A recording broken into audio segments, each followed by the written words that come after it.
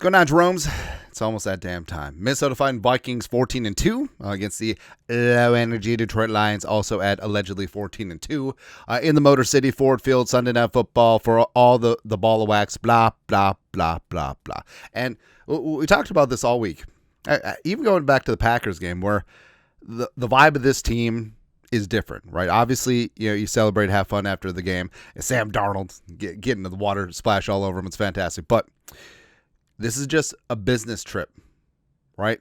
And I think Kevin O'Connell and Sam Darnold and Justin Jefferson, they're very good at not letting this team get too high or too low emotionally, because you can get hyped up and you can redline this. You can think that every single day is the Alamo, but that's not sustainable, right?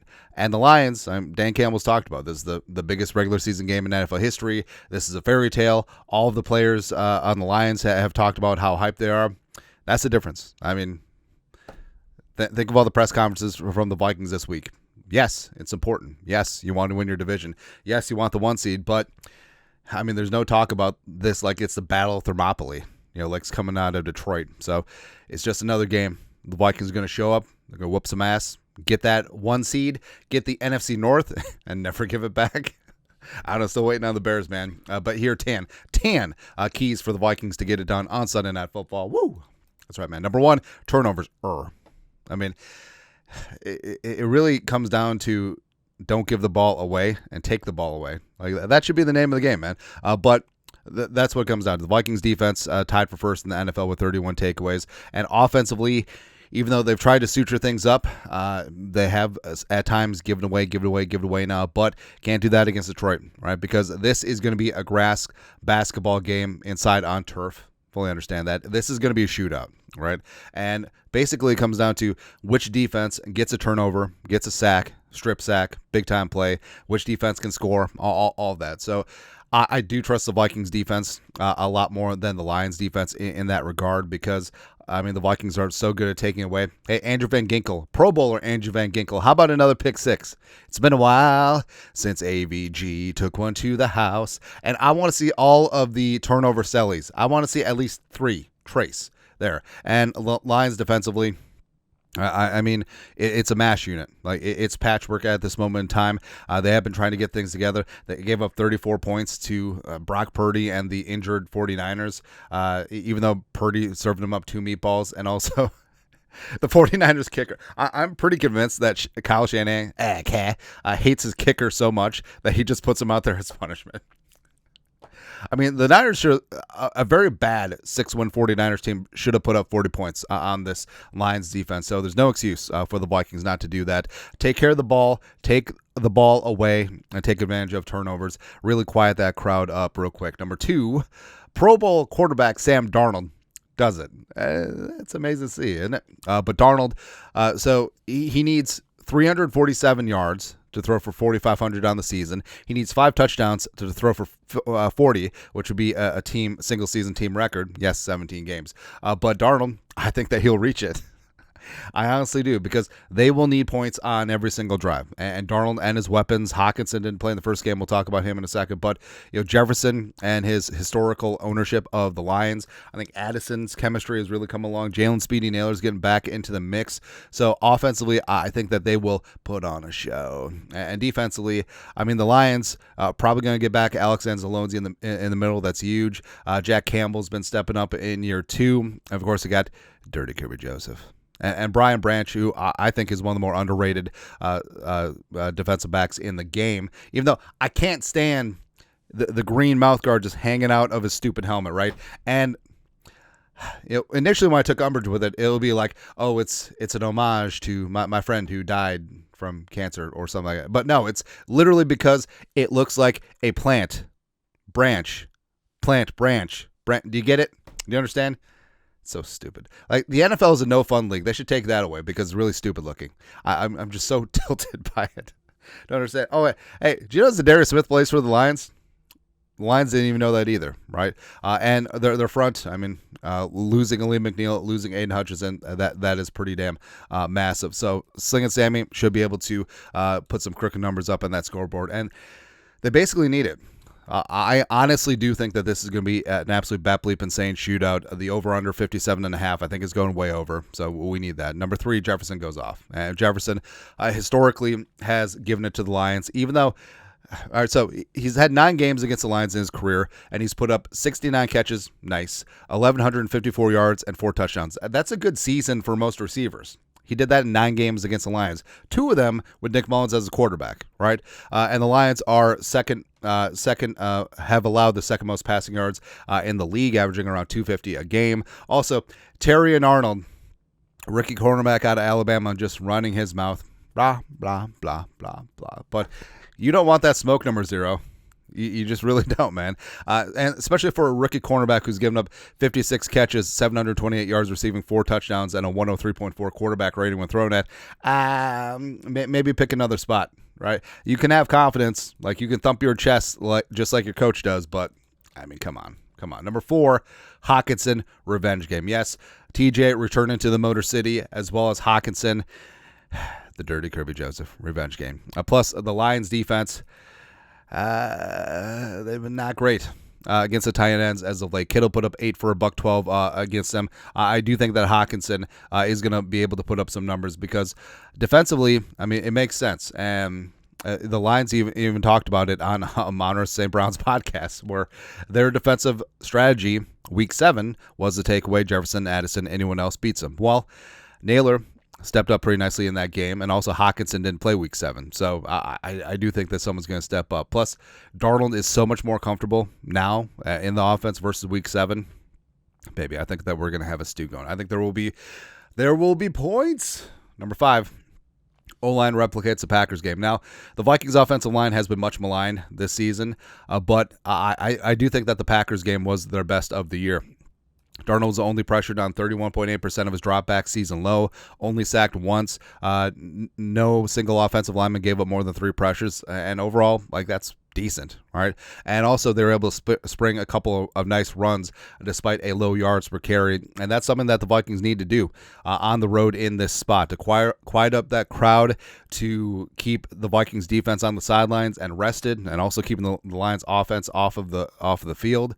That they have to be able to string together some nice drives, keep play action viable, and really it all does start up front. And the Lions defense, like we said, is pretty banged up, but they do have some playmakers out there. Zadarius has 3 sacks. DJ Reader, the former Bengals, got 3 sacks. Levi Onwuzurike, who I love coming out of Washington, he can be a decent penetrator in the middle, as well as Josh Patchell.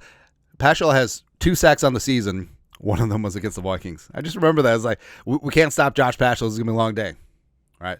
So overall, the Vikings up front, they got to get it done. And, it just makes me so jealous. The Lions' stupid offensive line, just nail drivers, pipe hitters all damn day.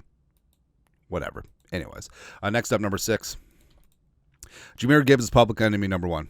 He really is. And, the whole Sonic and Knuckles thing, Knuckles is out for the foreseeable future with that MCL, even though it said, well, if we make the Super Bowl, you ain't going to make the Super Bowl. Yeah, but Jamir Gibbs, I mean, as someone who was invested in Gibbs in fantasy football, it was very frustrating throughout the year. Just like, oh, you keep giving it to Montgomery, who's good, but Jamir Gibbs has a chance to be transcended. And Gibbs had 160 yards and 2 touchdowns combined week 7, and no Montgomery now, so Jamir Gibbs is going to be toting the rock and carrying the mail, and 26 is where it all starts and ends. And basically, the Vikings have to do like the Patriots did to Marshall Faulk in the Super Bowl in 2001. They have to take Gibbs away at every single opportunity, hit him, right? Just not be dirty, obviously. I mean, look who we're talking to here with the Lions, but just let them know that you are there. And defensively, can't let them get outside, can't let them get out in pass coverage either. And Gibbs overall, like, if you take away Gibbs and make them play left-handed, and then Jared Goff has to beat you, it's gonna be a long day for Detroit. Next up, number 7.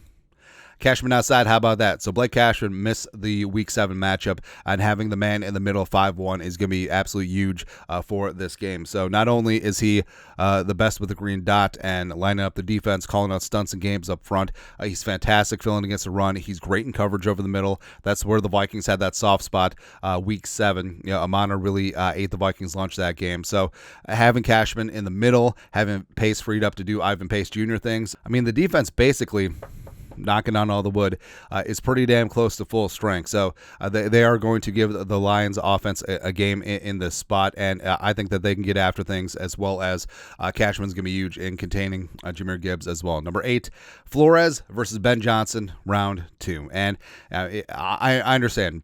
Ben Johnson is trying to show off, get himself a head coaching job. You're trying to show off how smart he is. That's perfectly fine. With Flores, he just wants to play good ball, right? And I think that Flores is going to have so many fastballs, curveballs, changeups, and I think that they're going to do some really good things against this Lions offense. And I think that they're going to confuse Jared Goff. And yes, Amon is going to get his working in the slot up against linebackers and safeties. But also, I think that besides the Lions trying to throw everything to their offensive tackles, I think that they see some age in the secondary. You look at Stephon Gilmore, you look at Harrison Smith, you look at Shaq Griffin, and I do think that Jameson Williams, Jamo, big play guy, they're going to take a couple of shots deep, and hopefully the Vikings communication is good to go there. Hopefully the pass rush gets home, because otherwise, that could be it. And Jameson's definitely been the equalizer for this Lions offense of the season. Next up, number 9, turn Goff back into a pumpkin. And like we said, this defense has to get after Jared Goff. His quarterback rating drops 46.5 points when under heat. Also, you got to get pressure with 4, because his quarterback rating, his numbers are about equal, whether he's blitzed or not blitzed. It doesn't really phase him in that regard. So it also certainly helps that the Lions' offensive line is absolute pipe hitters and nail drivers up front. So the Vikings do have to get home. And it'll be that thing where they got 7-8 guys up at the line of scrimmage. 4 are coming. You just don't know which 4, right? And also, I do think that Flores has definitely saved up a little something. There's going to be disguises. There's going to be zone blitzes. There's going to be mixed coverage. There's going to be everything all over the place. So this is going to be Flores' masterpiece. This is going to be really good on Sunday night. Lastly, number 10, kicking teams.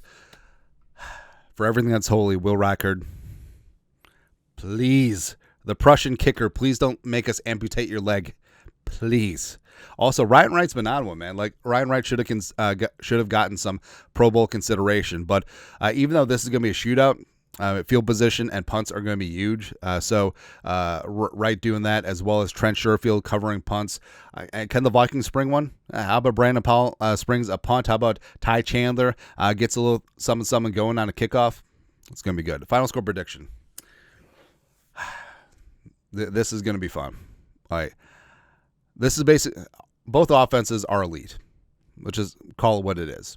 I think that Darnold and company puts up a lot of crooked numbers.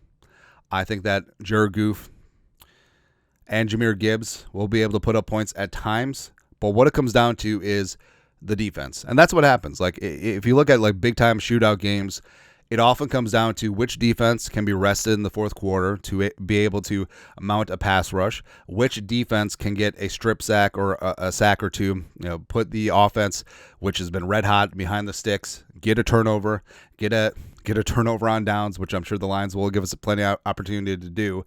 Who can get a turnover? And I trust the Vikings defense way more than the Lions defense. So I do think that the Vikings absolutely do get this done. Give me Vikings 40, Lions 31. Whew. NFC North title, 1 seed. The NFC runs through US Bank Stadium. And then after this, 1-0, 1-0, 1-0, you win the Super Bowl. And you get 2 home games to do it. So go out, get it done. Like I said, you don't have to redline your emotions. Business trip. Go out, put up points, take the ball away, sack Jared Goff, make sure that Gibbs doesn't beat you, and go from there. But that's it. What are your final score predictions? What are your keys for victory? Let us know in the comment section below. Subscribe for daily Vikings takes. Want to support the work? Put a little something in the Venmo. But till next time, Skol, production value.